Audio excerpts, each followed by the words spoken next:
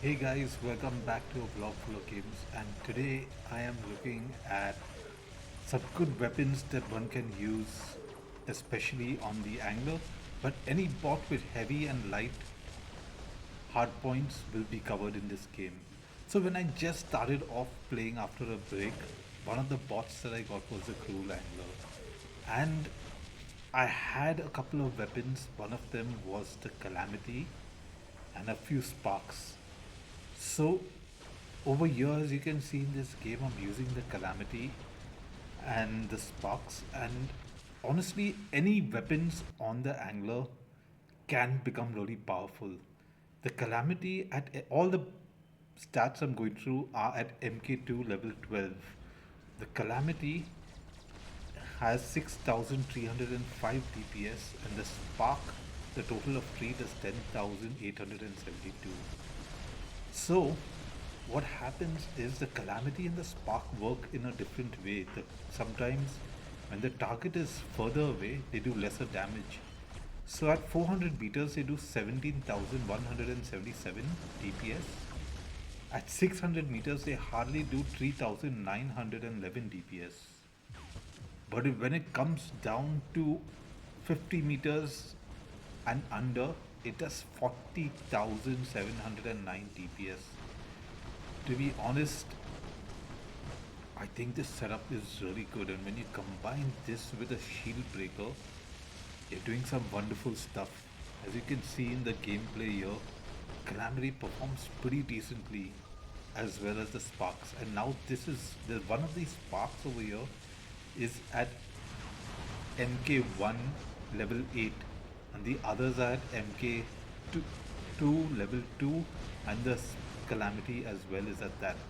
So I think once these weapons are upgraded, and especially if you have the composite spark or the dragon Calamity or a special edition of these weapons, you're going to get a 5% boost that makes it up to 44,000. And even under 100 or 200 meters, these weapons at close range do good stuff, which is amazing. You can see here with the Ultimate Edition Fenrir, we are the guy, the Tet is over there. That's the only reason why I didn't blind the Fenrir. I wanted him to finish off the Tet. Nobody likes Tets. In that, and you can watch my video on how to tackle a Tet if you haven't watched it yet. It'll help you with some tips. So moving on to the next set of weapons that I played with over here are the Cestus and the Ksiphos. So these weapons are like grenade launchers, and I played quite a bit with these weapons in lower league. They do great area of effect damage. The Cestus has at MK2 level 12 9,779, and the Ksiphos at 4580. But as you can see that the total damage that both these do is around 23,519. Now year 2 these guys are under level. The Cestus are all MK112. This is back in the day. I didn't even know how to manually change my targets. As you can see over there, I don't even have that button active over here. So this is when I just started off back with this, and these do make a nice kind of sound, but they reload really fast. They unload fast as well. Um, Area of effect damage is great, especially against bots with physical shields. So you can think about the Tet, even the Tier, even the Angler, for instance. All the bots with physical shields, area of effect affects them by bypassing the shield. So that is those weapons can be good. Also, I feel these weapons may not really get nerfed, to be honest. So it might make a good choice for you if you enjoy playing with them. It has good range and it can keep you out of trouble. So that is one of the good parts about this weapon. The next set of weapons, and I use these extensively well, and these were my main sets, were the Screamer and the Howlers. I really enjoyed playing these weapons, and I played them for a really long time in Champs. Now here I am in Champs League, and you can see that the Screamer does 13k damage, the Howlers, three of them at 19, nearly 20. pushing up to 33k damage. That is per second. That is a lot of damage. There you can see like this set has done pretty well for me. The only thing, and they also accumulate the blast charge. As you can see over there, that icon of the blast. So that is another thing. The only drawback of these weapons is they are slow to fire. As you can see, they're slow, and any fast moving bot that's running across the screen, you're gonna have to aim ahead to get it. That's the only drawback. Otherwise, these weapons are still decent to use. We next move to the Kirin Gangil. Although these weapons have a very low DPS, don't be fooled. The initial damage that these weapons shoot out, as well as the crumble effect that it has, is kind of insane. And it can really take down bots, especially when you combine them together.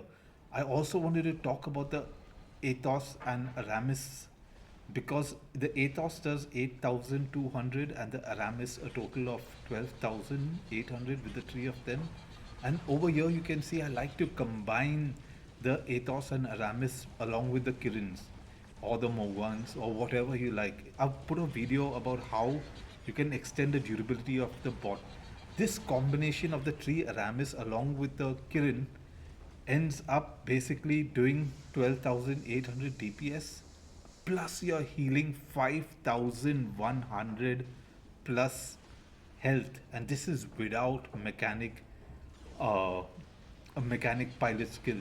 So you are doing great damage. Now take a look at this raptor. This raptor gets linked up right about now with a Neo, and so you know how difficult that makes the a bot to be killed. Firstly, it's a raptor, and it's linked.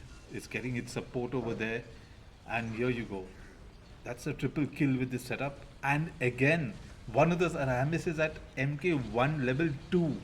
So you can imagine what kind of a setup. Kirin is at MK 2 level 1, and the other two Aramis are at MK2 level 2. MK2 level 2, and one is at, yeah, okay, you got that. The next one is the Devastator and the Scatter. Now, this setup kind of gives you a massive punch, but it's too slow. In the sense, the reload time is really long. So it's good for an initial punch, but I don't think it's going to work with the Angler, to be honest. Instead, the Incinerator and the Scald, I did a little bit of testing with it over here in a thing. Although the DPS is 9652, it kind of reloads well enough for the phase shift. Now the Devastator and Scatter are awesome, but they have a range limit of 200.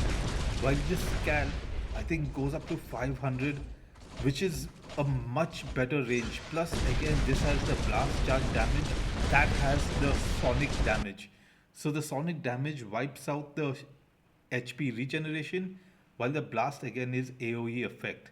The next I wanted to talk about is using the Shredder, Puncher, Magnetars. All these are lockdown weapons, and they can do a decent amount of damage as well. The Puncher and Magnetar do 30,000, and the Puncher and Shredder do 36. But the problem here is that the Magnetars, the Shredders, sorry, even though they have a higher DPS, they kind of lack, what shall I say, the accuracy.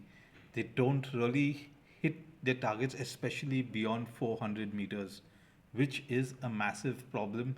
The Magnetars, though, are very, very accurate, and they can lock down another bot in a single clip, while the Shredders cannot do that. So this is what it is. The last slide over there was the hammer and the cudgels. These weapons are effective again with bots with a physical shield. They are good weapons.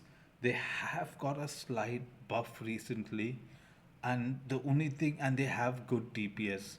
The only thing I feel, uh, I'm not very sure, but I feel may have a chance of getting nerfed. Sorry to say that, but yes. If it was me and I was running this setup, what weapons would I choose? One is I would like to go for weapons that have been nerfed already. If I had to choose one of these setups, I would honestly go for the Calamity Spark. The reason why, or I would mix the Calamity along with the lockdown weapons, or vice versa. I would use a puncher along with the sparks. The reason why is the puncher and the sparks calamity are tier 3 weapons. Tier 3 weapons straight away bypass all the info settings which help the T4 basically reduces the power and the effects of these weapons. That doesn't happen with the T3.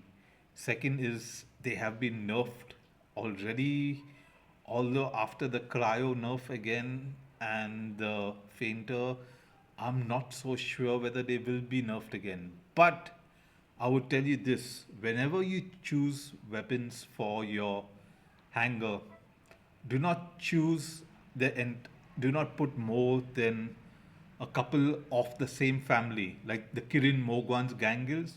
Don't use them on all your bots. Honestly speaking, if you're using the Mogwans on a bot, two Mogwans, then maybe a Kirin on one bot, and that's about it. If you really need, you can use one of the Gangils or two of the Gangils again, but across your hanger, not in your main hanger. In your main hanger, focus on one set of weapons. Second, this protects your hanger from being nerfed in the future, because the rebalancing always happens, and even when you think like a weapon has been rebalanced twice, it still can be rebalanced 3 or 4 times. It's happened before. When people find it popular or they find that it's still working, like the cryos, for instance, recently, um, it did get a nerf. What about the Webbers? Although that I don't really think is a nerf, and you will see why. Um, this is basically what you do. I would use a Calamity and the Sparks, and I would, if I have to upgrade to MK3 or even higher levels of MK2, I would always choose to do the SE, the special edition of these weapons. I would choose the Dragon Calamity or the Composite Sparks or something like that, or even the Sheriff Magnetars as I have over here, because that 5% boost, especially when you are free to play or cheap to play, makes a massive difference, to be honest. The 5% adds up. On the close damage of the Calamity of 40k, it's another 4,000 damage per second. If that's nothing, I mean that is a huge number. It's enough to wipe out quite a few bots in 10 seconds. You're doing 40k extra damage. Wow. Next thing to keep in mind is reload times. Reload times are very cool. Like if you see the Calamity and Spark, there is a difference. The Calamity between the unload time of the Spark as well as the Calamity, it makes a difference of around 1.5. So the Calamity is still shooting for 1.5 seconds more, and then the Sparks reload in a total of 5 seconds. But because of that, there is only a shortage of 3.5 seconds between the two. So you're not shooting for only 3.5 seconds on the battlefield, which is good for a weapon with reload. So you got to play around with these things. Keep in mind that you have to constantly do damage if you're especially taking down a Tet. Constant damage is always good. So I hope you enjoyed this video. I hope you like found some use of this content and will help you build a better hanger. Till next time, take care. Bye bye. See you.